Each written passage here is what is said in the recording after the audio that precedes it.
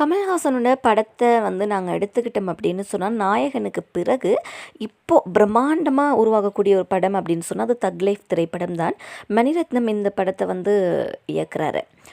மணிரத்னம் கமல் கூட்டணியில் இந்த படம் ரொம்பவே பிரம்மாண்டமாக உருவாகுது. சிம்பு, த்ரிஷா, ஜோஜுஜா, ஜப்ராமி, அசோக் செல்வன் அப்படின்னு சொல்லி பல நட்சத்திரங்களும் இந்த படத்தில் நடிச்சிருக்கிறாங்க. ஏஆர் ரஹ்மான் இந்த படத்துக்கு இசையமைச்சிருக்கிறாரு. வருகிற ஜூன் 5 திரையரங்கில் இந்த படம் ஜொலிக்க இருக்குது. இந்த படத்துக்கான ப்ரமோஷனில் படக்குழு இறங்கிட்டாங்க. சென்னை, கொச்சி, மும்பை அப்படின்னு சொல்லி ஒரு இடத்தையும் விடாமல் அப்படியே வெவ்வேறு இடங்களில் ப்ரமோஷன் ஸ்டார்ட் பண்ணி போயிட்டுருக்குது. இதில் பல சுவாரஸ்யமான விஷயங்களையும் படக்குழுவினர் பகிர்ந்துருக்கிறாங்க.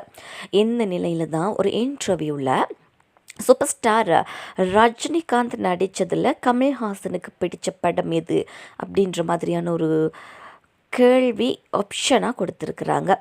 தளபதி, பாட்ஷா அல்லது முள்ளும் மலரும் அப்படின்னு சொல்லி 3 படங்களில் எது பிடிக்கும் அப்படின்னு சொல்லி தொகுப்பாளர் கேட்டிருக்கிறாங்க.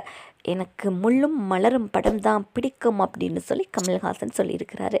இந்த மாதிரி உங்களுக்கு என்ன படம் பிடிக்கும்னா அப்படியே கமெண்ட் செக்ஷனில் சொல்லுங்கள்.